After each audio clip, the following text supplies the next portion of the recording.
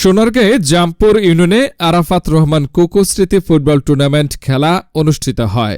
Staff reporter Parimal বিশ্বাসের তথ্যচিত্রে দেখুন বিস্তারিত।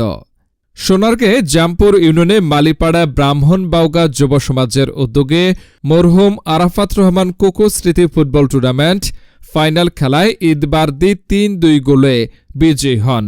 ৫ই এপ্রিল শনিবার বিকেলে মালিপাড়া সরকারি প্রাথমিক বিদ্যালয় মাঠে অনুষ্ঠিত হয়। এ সময় জামপুর ইউনিয়ন বিএনপির সভাপতি আল মোজাহিদ মল্লিক এর সভাপতিত্বে জামপুর ও জামপুর ইউনিয়ন বিএনপির সাধারণ সম্পাদক মোহাম্মদ আজহারুল ইসলাম সানোয়ার এর সঞ্চালনায় প্রধান অতিথি হিসেবে উপস্থিত ছিলেন বিএনপির জাতীয় নির্বাহী কমিটির সদস্য ও সোনারগাঁও উপজেলা বিএনপির সভাপতি আজহারুল ইসলাম মান্নান।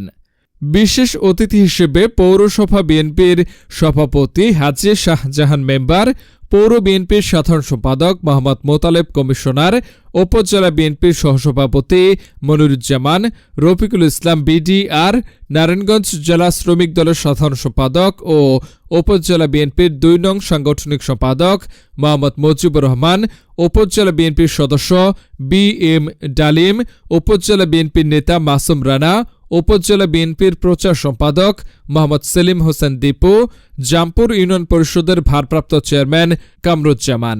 সার্বিক তত্ত্বাবধানে ও আয়োজনে ছিলেন উপজেলা জাসাসের সভাপতি আমির হোসেন প্রমুখ। এ সময় আজহারুল ইসলাম মান্নান বলেন, মাদক ছাড়ো, খেলা ধরো। খেলাধুলা মানুষের মনের আনন্দ যোগায়, মাদক থেকে দূরে রাখে।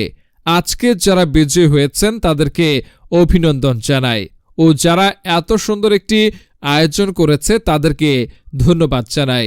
এখান থেকেই ভালো খেলোয়াড় তৈরি হয়ে জাতীয় পর্যায়ে খেলার সুযোগ পাবে।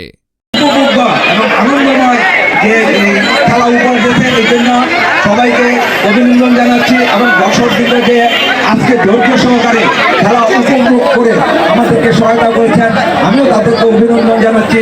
ইনশাল্লাহ আগামীতে আরও যেন বড় পরিসরে ফুটবল টুর্নামেন্ট হয়, আমি আয়োজক কমিটিকে আমার তরফ থেকে যতটুকু সম্ভব সহযোগিতা করবো। আজকে এখানে আমার বক্তব্য শেষ করছি। বাংলাদেশ জিন্দাবাদ, বাংলাদেশ জাতীয়তাবাদী দল জিন্দাবাদ।